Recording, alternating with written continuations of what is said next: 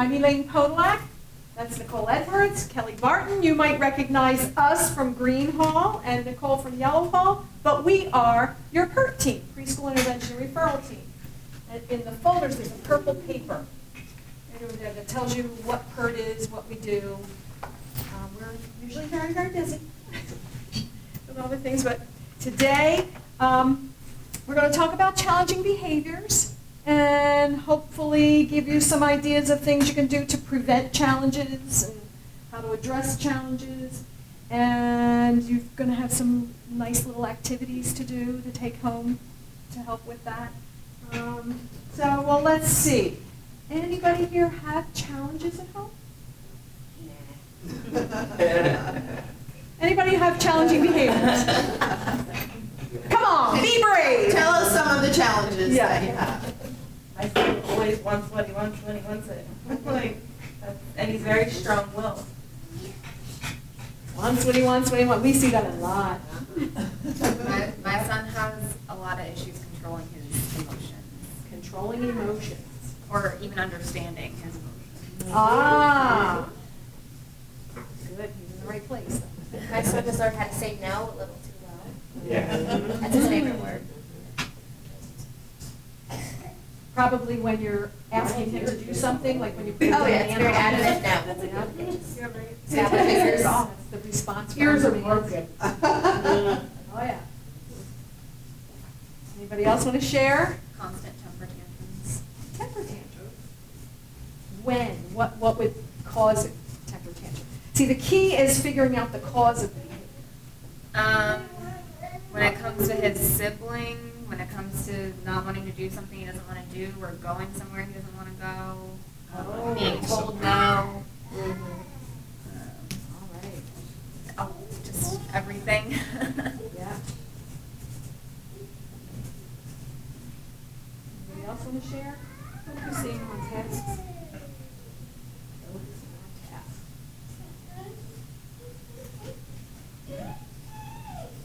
That's my grandson. Unless you actually make physical contact with him. Dylan. Look out for him. Get your shoes. All right. Well, yep, you can see you're not alone. You shared some of your challenges. Yes, children can be challenging. It's how we handle those challenges that can make a difference. So let's see if we can equip you with some skills today to take home with you.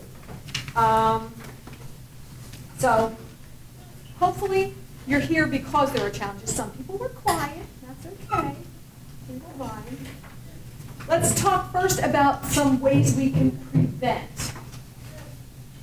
prevent those challenges from happening in the first place.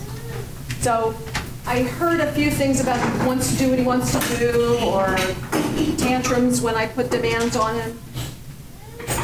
Make choices. Let the kids make some choices. Children can and should make what we call child-sized choices.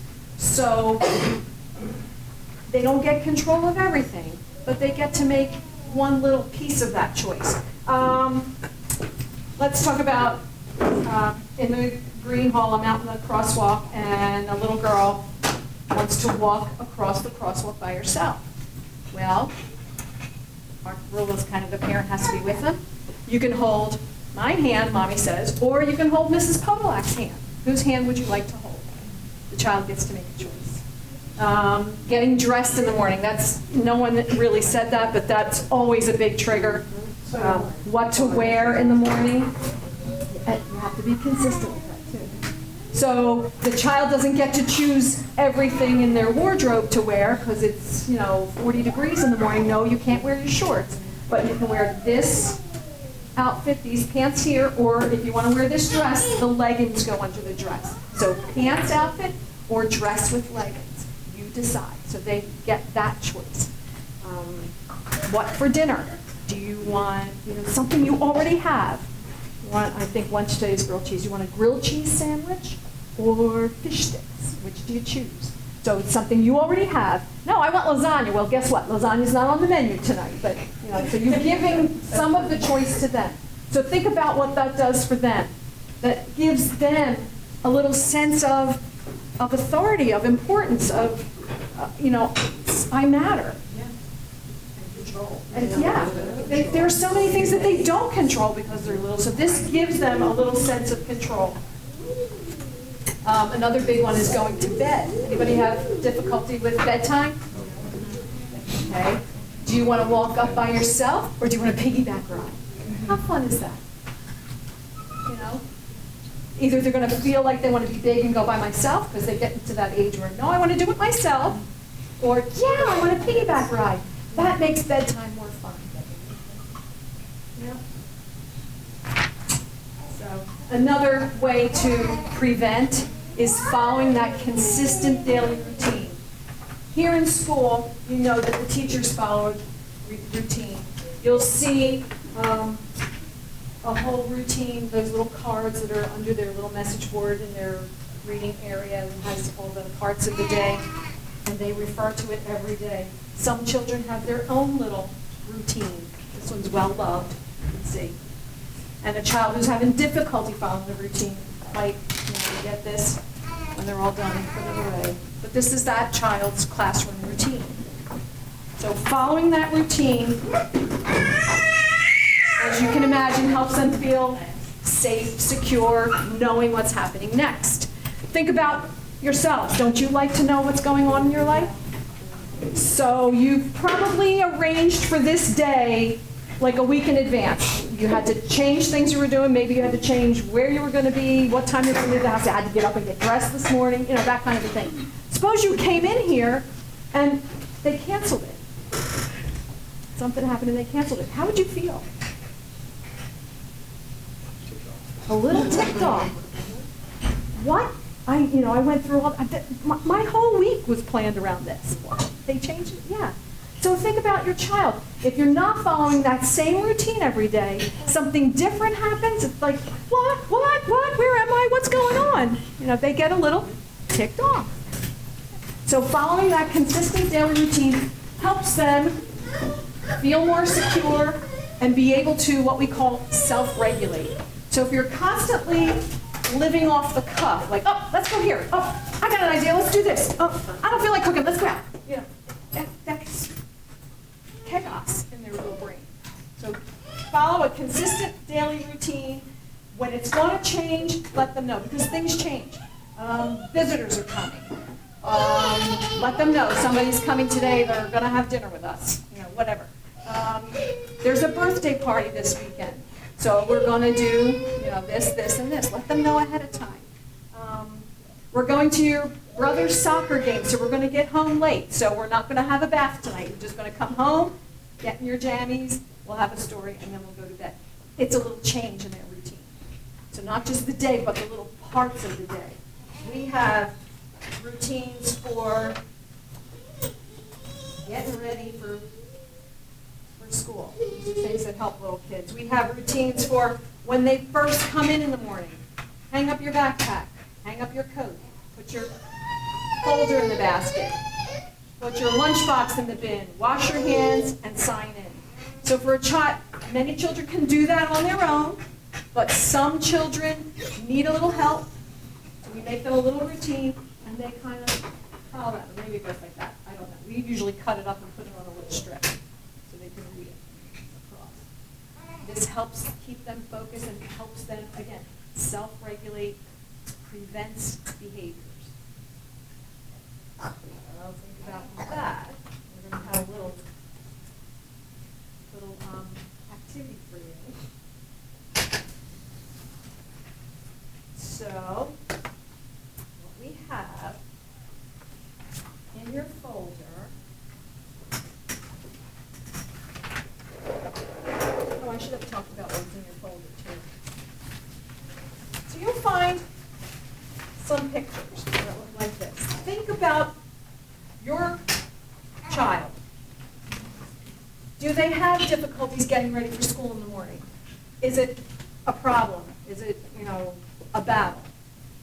Or do they have trouble at nighttime getting ready for bed? Is that a battle? Think about one of those that you might be able to help by creating your own little routine. So this one is morning, this one is evening. So think about your own special needs for your family, do they need some help in the morning or at nighttime? We're going to let you have a little artsy-fartsy fun.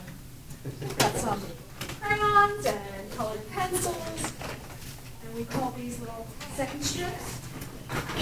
We're going to cut, paste, color, your little You can just do one, or if you're quick, you want to do both. So what happens in your house? Do they wake up and get dressed Which is the first, most or do they wake difficult up and eat time. first? They eat, they brush their teeth, get their backpacks. Do they get on a bus, or do they have to go in a car? So we talked about making choices, following a routine. Another way to help alleviate some of those challenging behaviors is to set limits. Children need boundaries. You're the adult, you're the grown-up, not their buddy. You're the one that needs to set the boundaries. Or we, the teachers, set boundaries. And guess what? They thrive in those limit-type settings. They know what to expect. So often parents say, how do you get them to clean up at school? I can never get them to clean up at home. Well, that's because we've got all these things. So you're going to set some limits, but keep a reasonable balance between what you want and what they want. There we go again, about wanting what they want when they want it. Something that we use often is called first then, or the grandma principle. First, you do something I want you to do, then you get to do what you want to do. I don't know how it became the grandma principle, but so let's see. First, put on your shoes, and then you can watch your show or something like that. Something that you want them to do first. And the second thing is what they want to do.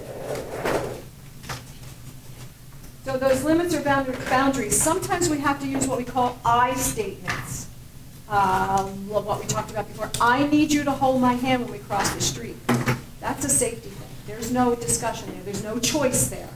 That's a limit. I need you to hold my hand to keep you safe.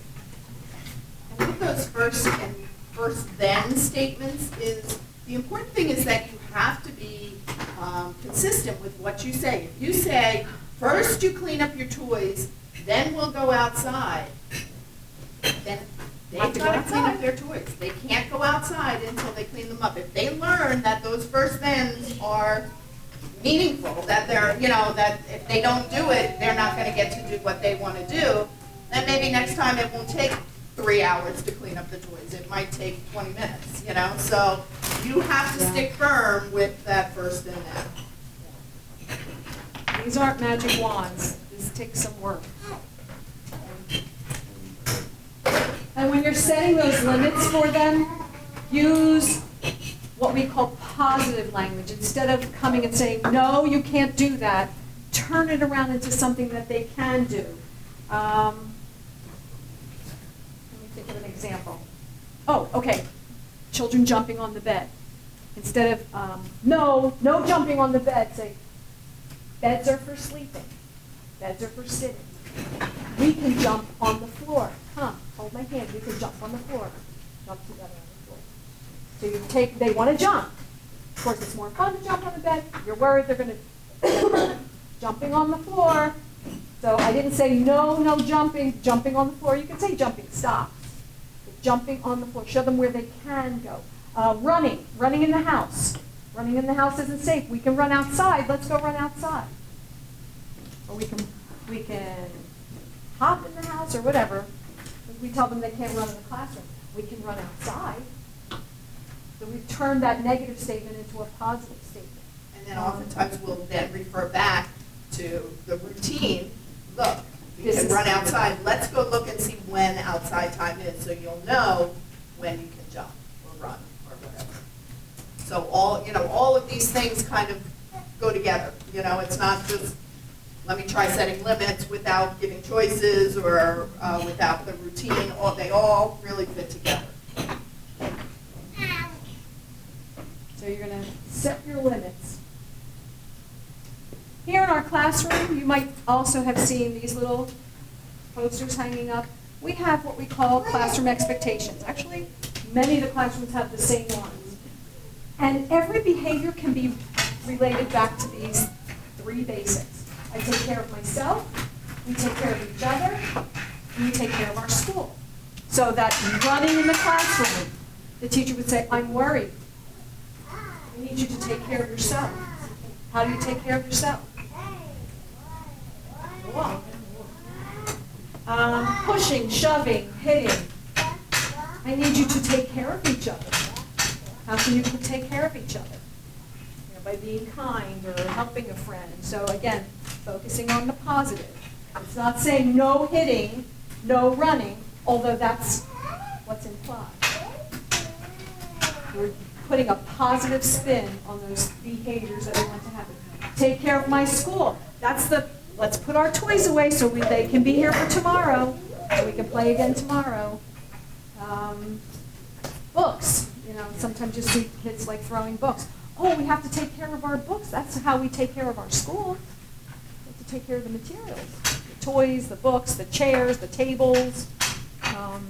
So one of the things we've learned over the years is that telling a child no can often be a trigger. It can set off those behaviors. How do you think they learn to say no back? Yeah. Right? Children learn what they live. No, story time, they teach them yes, yes, no, no, no during like one of the local story times. It's like part of their song. So that's, I can pick that quickly.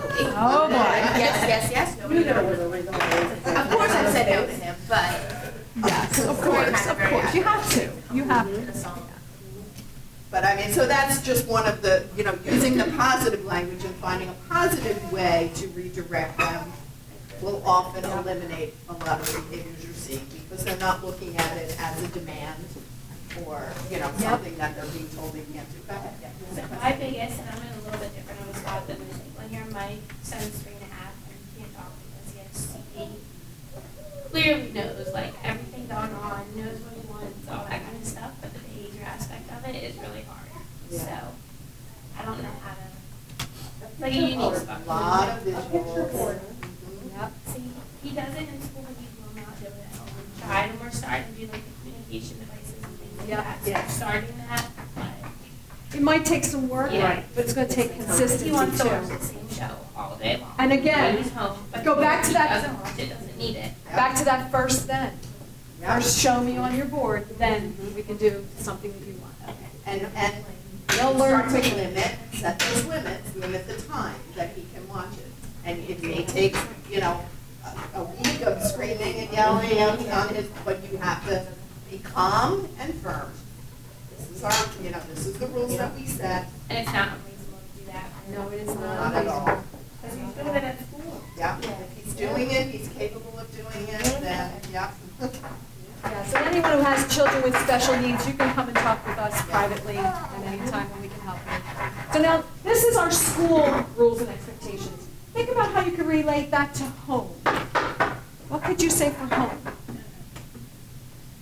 Would you still expect them to take care of themselves? Yeah. How about the each other thing?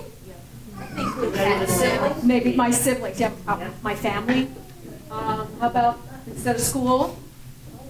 Home, you know, like we don't write on the walls.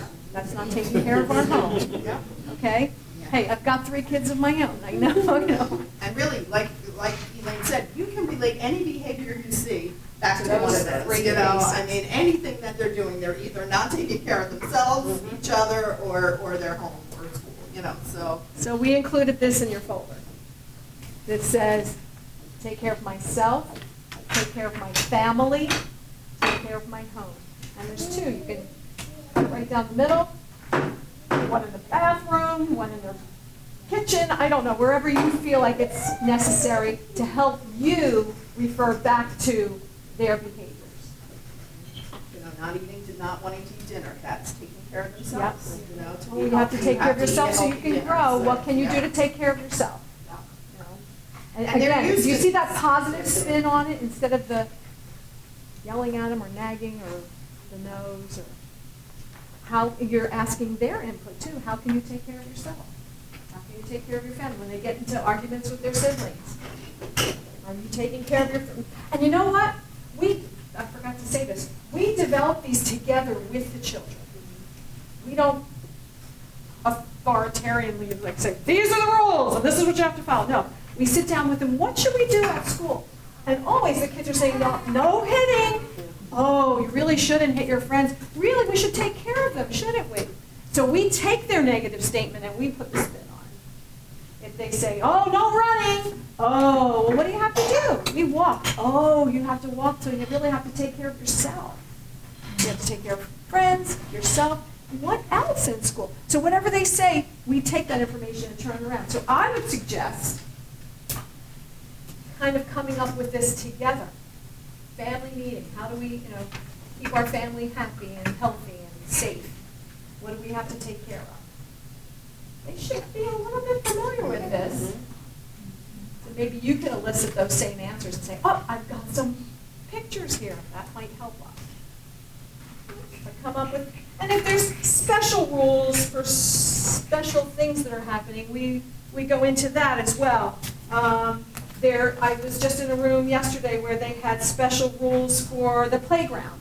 So the kids are all at the door ready to go outside, and the teacher has a little poster that says, we walk up the steps and down the slide. There's a little picture of the steps and the slide.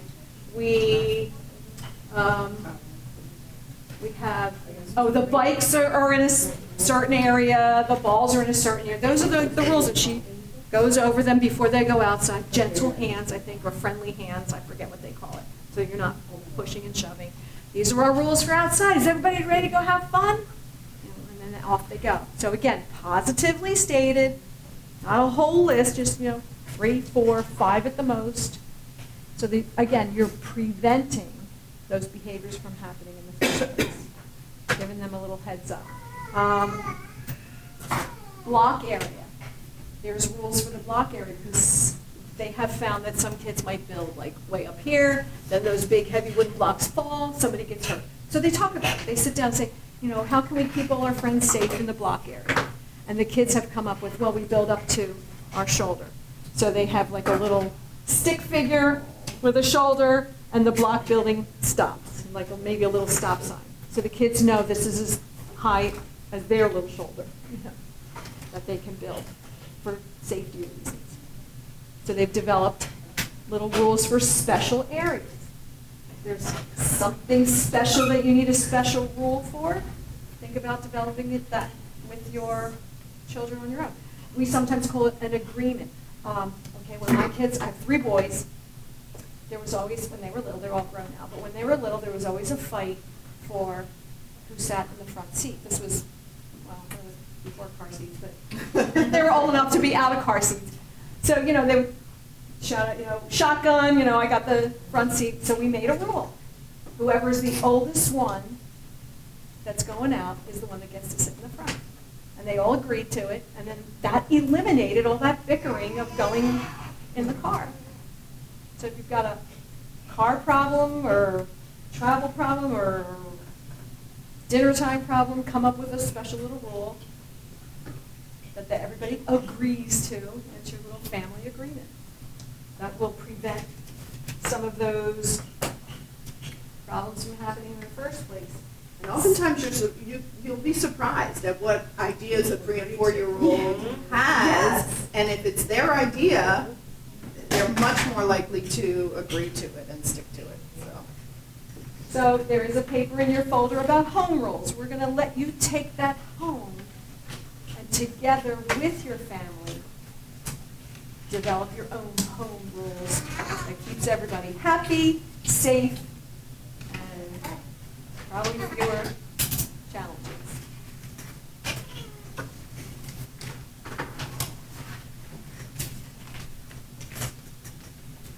Okay, so we've talked quite a bit about how to prevent those challenges.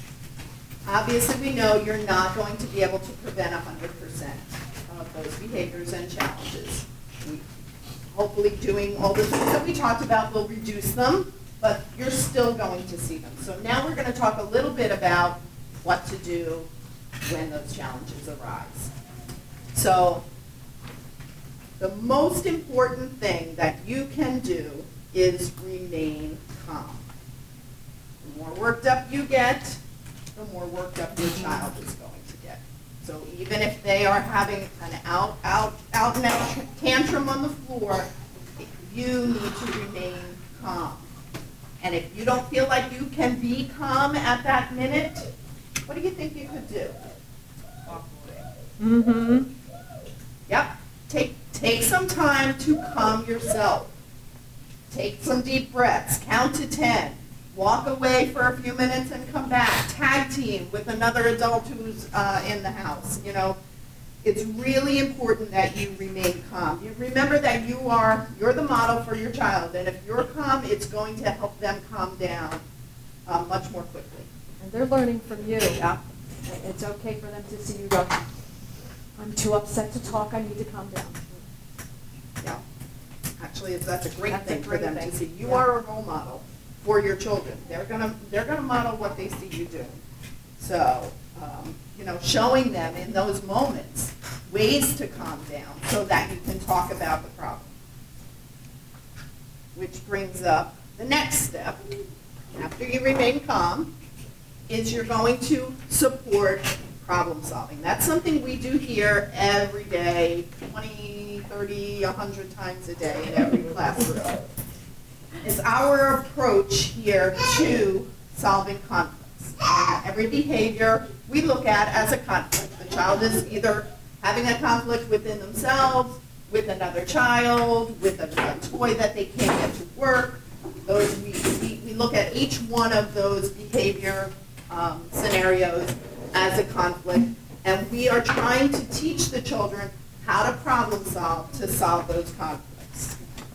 So one way that you can do that is when you're not in those behavioral situations, help your child to see problems when they arise, little problems, not big conflicts, not big temper tantrum type situations, but just little problems with a toy that they can't get to work or a cap that they can't open. Oh, you have a problem. Let's think about how we can solve that problem. You know, for example, you know, they're trying to put mustard on their hot dog and it squirts all over the table. You know, so you let them see that as a problem. Oh, you have a problem. If you squeeze really hard, the mustard squirts on the table. That's a problem. What can we do to solve that problem? So you're getting that language with them in times when they're not up here with their emotions. So that when they are up here, they're already familiar with the language of problem solving and calming down and things like that.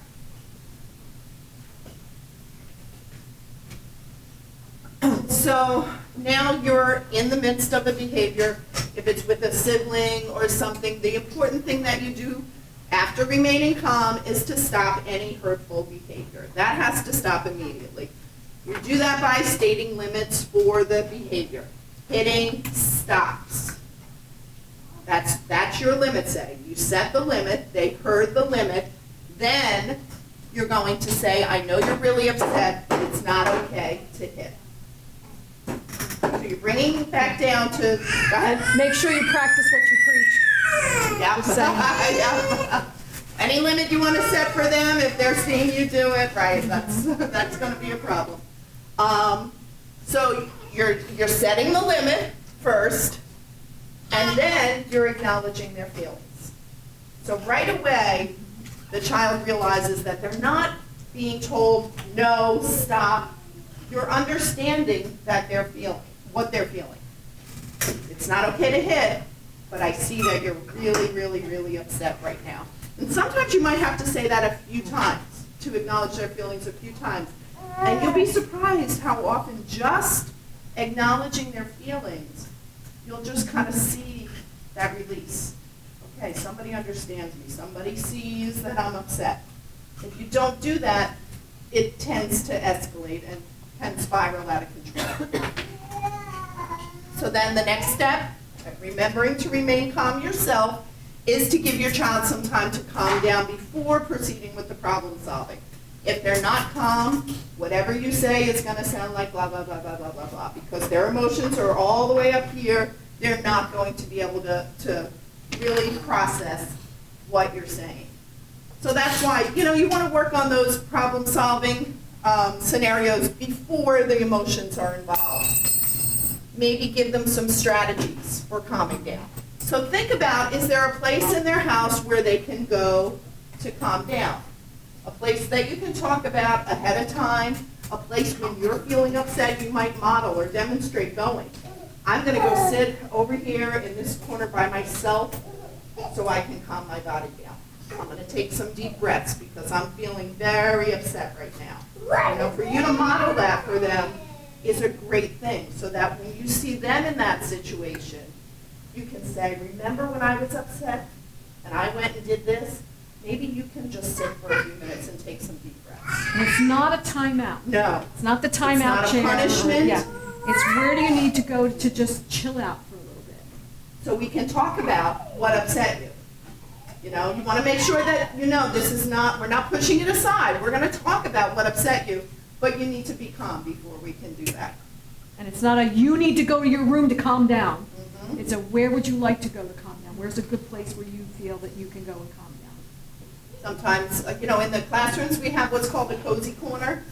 We have some stuffed animals there, some pillows, you know, just beanbag, just, we have some books with, like, about emotions. We have some, like, squeezy toys, you know, so it might be a good idea to create somewhere in the house, in their room. Just call it like a calm down corner, you know, and it becomes a place where they want to go. It doesn't feel like a punishment. And keep acknowledging their feelings. Excuse me. I see you're still really upset. We're going to talk about this, but first we need to calm down. So once you're both at the point where you can talk about the problem, you're both feeling calm, and you may have to go through that a few times. Because once you start to talk about it, the emotions may bubble up again. You may have to, you know, do the calm down strategies a few more times, deep breaths, whatever you decide, squeezing stuffed animals, even hitting a pillow, whatever strategies you come up with for ways to calm down. You may have to do them a few times. But once you do them, the next important step is to identify the problem. Sometimes you might think you know what the problem is, and you're way off base. You don't know what's causing that, that high emotion in your child. So you want to ask them to describe to you what the problem is, even if you think you know it. An example is, you might be having a really hard time, like, getting dressed for school in the morning. A lot of crying, a lot of, like, throwing the clothes, they don't want to wear the clothes, and, you know, you're just assuming he's tired, he doesn't want to go to school today. And when you finally ask, what's the problem? I see you're really, really upset. You find out it's wear green day at school, and he doesn't have something green to wear. So, I mean, it's a problem that could have been fixed very quickly, but he just didn't have the words to articulate that before. So definitely asking the child what the problem is, and then figuring out together how you can solve that problem.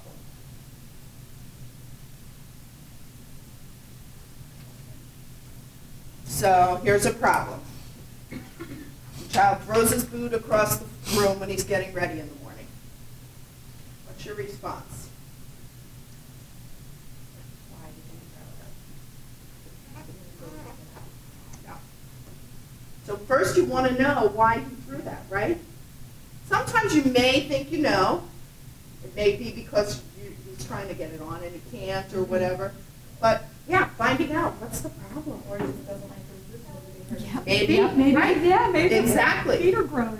So you don't know. But once you find out the problem, so for this example, excuse me, we're going to assume he couldn't get it on or couldn't tie. So then you can say something like, it's really hard to get boots on when your hands are still small.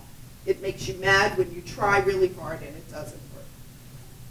So, you know, and so you're right, finding out what the problem is can help eliminate a lot of those issues. Respect your child's ideas about how a problem might be solved. So we talked about that a little bit. You want to get all of their ideas And really, like, even if it's a far out idea, like you said. So if we see it so often, first of all, you think you know what the problem is and you don't. You know, it's some other problem. And then you think you have a really good idea for solving the problem, but the children come up with their own ideas. So often we see teachers or parents say, well, here, you take this one and you take this one. There, problem solved. But the child didn't do anything. The teacher solved the problem. Instead of saying, what's the problem? What do you want? What would you like first? And what would you like? Is that okay with you? So get their input on it. Don't assume you know the problem, and don't ditch their idea. One of the big solutions is get a timer. We have those little sand timers that the kids use. Somehow they think that that's like a magical tool. And if the other child is in agreement with it, then we use the timer. If the other child's not in agreement with it and they come up with some wacky idea, everybody's okay with it, go with it. It doesn't have to be the adult coming up with the perfect solution. We're trying to teach the children how to think That's exactly. on their own. Right. So you want That's a bigger skill than the problem. You want to try out their ideas, even if you're pretty sure they won't work. Yeah. You want to give them that respect of trying out their ideas. It shows that you're really taking their thoughts and ideas into consideration, showing respect for their efforts. And when your ideas clash with what your child's ideas are, try to come up with something that you can both accept. So sometimes they'll have an idea to solve the problem that's totally not appropriate and not within the limits that you set. So then you know. Throw the boots out the window or throw the boots in the Right, trash. right. You know, that, well, no, we're not going to do that. But let's come up with an idea together that we can, you know, that we both think solves the problem. So this is a visual that we use here for helping a child to realize when there's a problem, when their emotions are starting to spiral, and what they can do to solve the problem. So we use the stoplight visual, and they know that red indicates stop. Now you as the adult, at that point, that would be the time to acknowledge their feelings, to identify what the problem is, and to restate the problem, just to make sure that you know exactly what they're getting all upset about. In that stop time, that might be your calm down strategies time. That might be the time to just take a break, bring those emotions down. Once you're there, then you move to yellow, and that's kind of a slow down.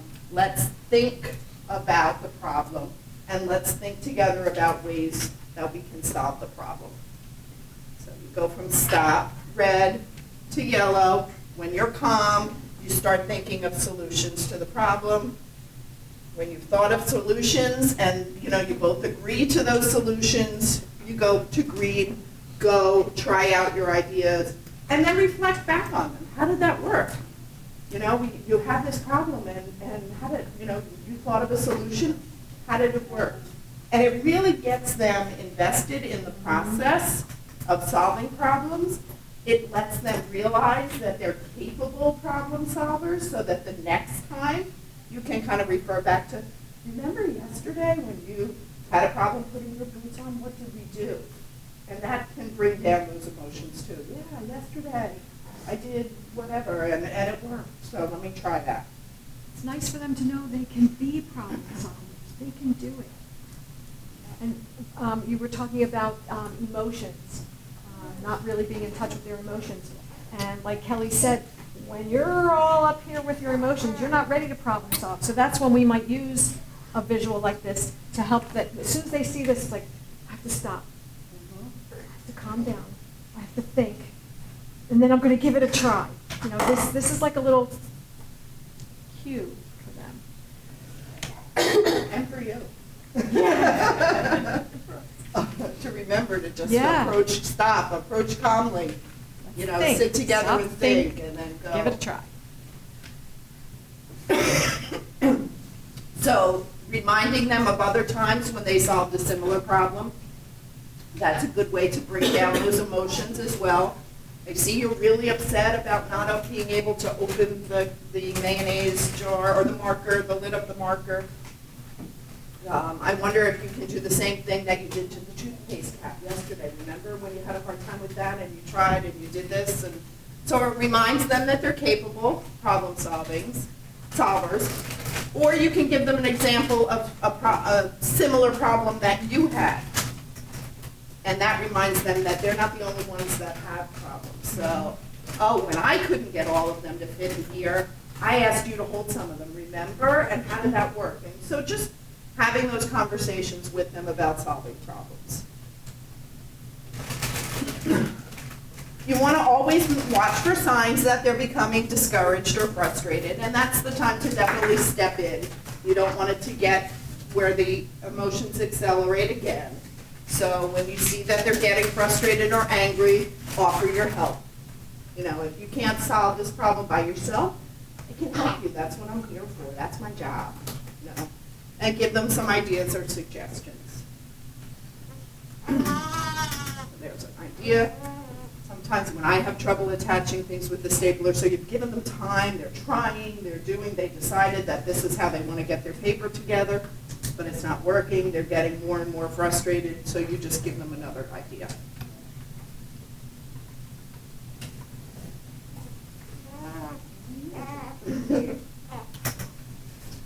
Okay, so I don't have to tell everyone, we all know we live in a very fast-paced world. I mean, there's sports practice and dance classes and errands to run and going to the grocery store. And it seems like every year we just move faster and faster and faster. And we still have to take in mind that our little preschoolers, they're, developing, they're taking in the world.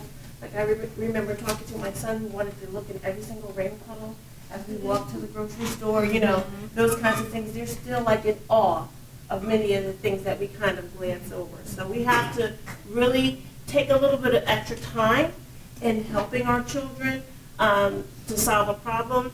For example, if they're working on fastening their seatbelt in the car, but you know that you have 10 minutes to be to your next appointment, you have to try to find those times of practice when you're not in a hurry.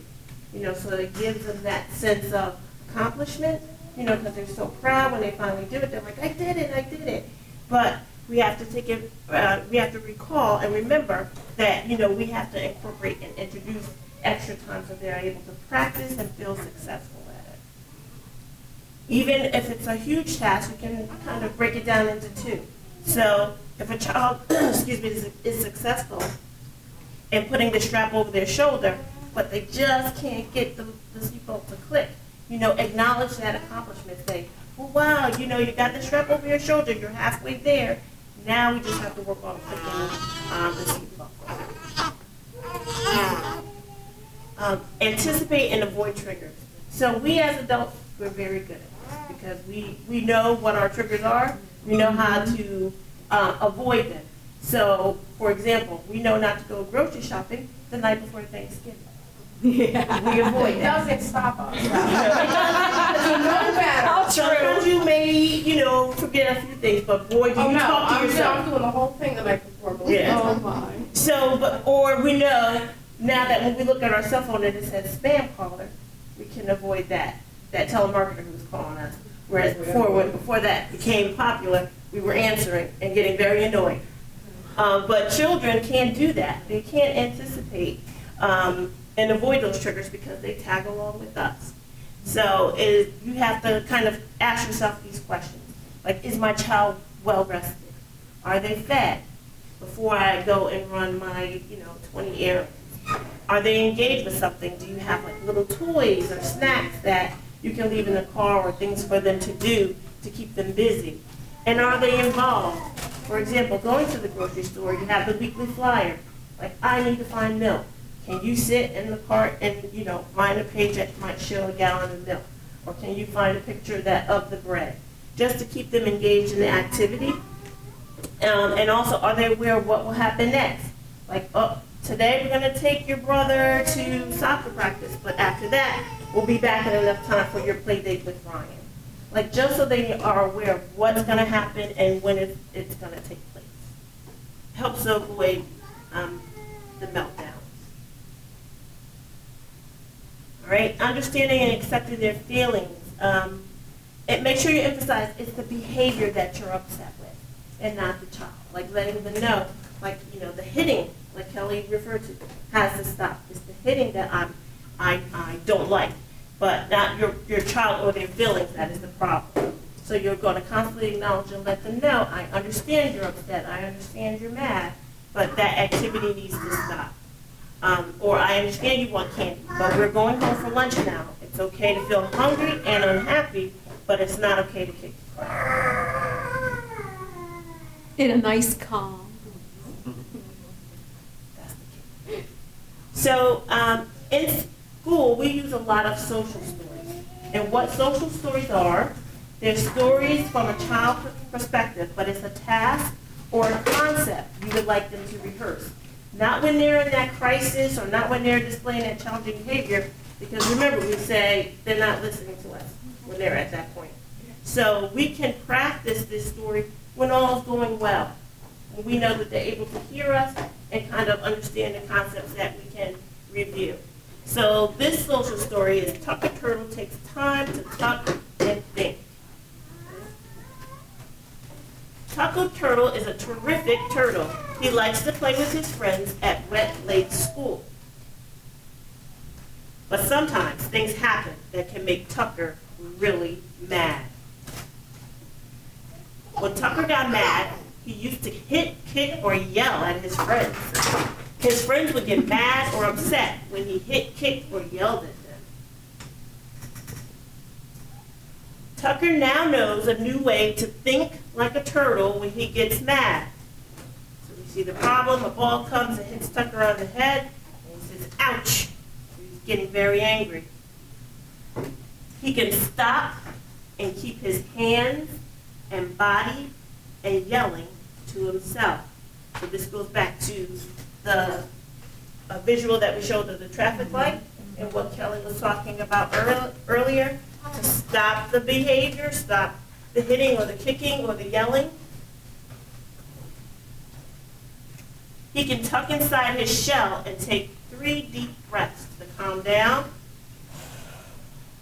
So this is where he's coming up with the solutions. And we to help practice him. this with kids. We have them put their hand on their tummy. And the breathing out should be twice as much as the breathing in. And we It use actually physically releases. We use a visual of smelling the flowers and then blowing out the candle, so they understand that concept of taking a deep breath. And that's your yellow on your, Yes, on I'm your sorry, stoplight, yellow. that would be the yellow, yep. And Tucker can think of a solution or a way to make it better. So he has his ideas and solutions that he's going to try out, and that will refer to the green light on the traffic light. Tucker's friends are happy when he plays nicely and keeps his body to himself. Friends also like it when Tucker uses nice words or has a teacher help him when he is upset. So once again, we'll review those stories and go over those stories when the child is not in that crisis, so that when they are exhibiting challenging behaviors or when they are having difficulty, they can kind of have those solutions in their back pocket that they can start to utilize. And you can, I mean, you know, we have many different turtle puppets that we use to demonstrate this. I mean, that one actually came with the book, but, you know, any turtle can show, you know, you can show them that process of stopping, thinking, and coming up with ideas.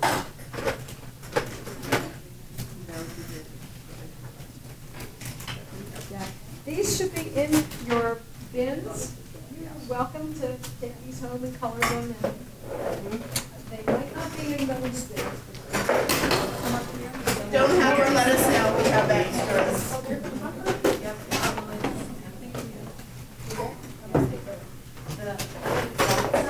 So do you guys go into the classroom and read these stories, or do you provide them? The teachers do. Teachers do. So you have like a resource that teachers go to, and Oh, you know, yeah. they're having issues. Yeah. Yep. And sometimes we will incorporate the kids because, you know, this classroom might not have a problem with hitting or Does everybody kicking, they may have have another a problem. So the teacher may come to the class and say, you know, we're going to write a story. What should we, you know, write our story about? So it's really classroom specific. We sometimes take actual photographs of the children. Yeah, so this is an example of one we got off of a website, and we have one of these really cool things to make a book, but staples work just as well. We just printed it up. But we have other ones that we make on the computer, and we type the words, and we put a Google, we Google an image there. Or we have ones that we actually write out with the children, and they draw the picture. Just stick figures. So whatever level you think your child is at, or whatever visual you think would be most helpful to them, that's how you do a social story. And we find that some challenging behaviors are present because children are seeking attention. Oh, yeah. That's They the number want one. attention. Number one cause. And they will present with the challenging behaviors to get your attention. But we're trying to counteract that. So we'll give them positive attention by banking, like depositing, making deposits into the interactions with you and your child.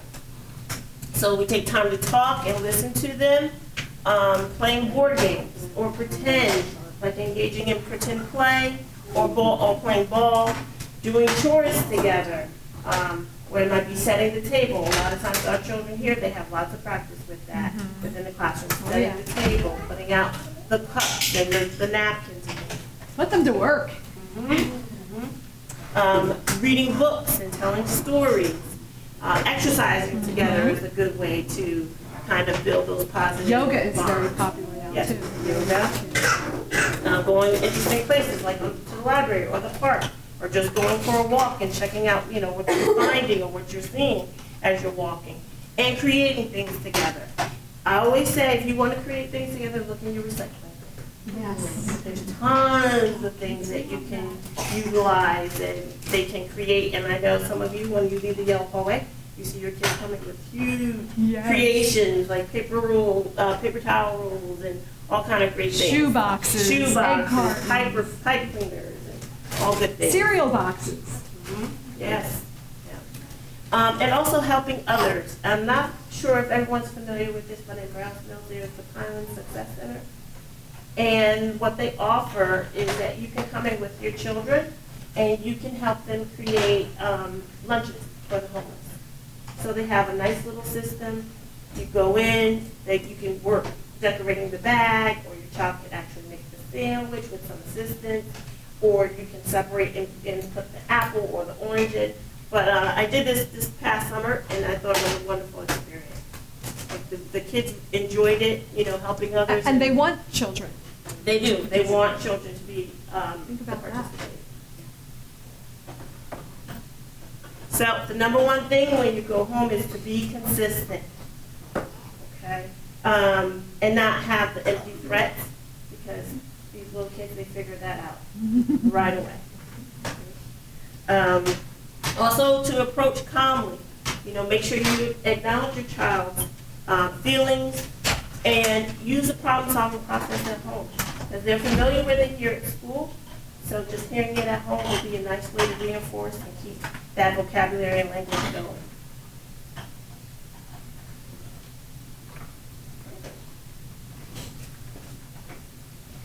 And you have the little tucker turtle, pieces that you can put on a ring and utilize the same kind of problem-solving process that we have here.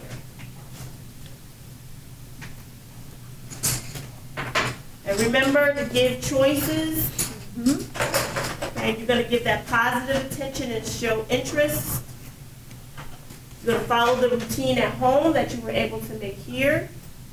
Let them know when there's changes. Yes, inform them of changes. And also you're going to set limits, like Elaine was talking about the grandma rule. First you'll do this, and then we'll do the activity that they're interested in. Have the rules and expectations that you can utilize within your day at your home. Keep calm, acknowledge their feelings, and problem solve.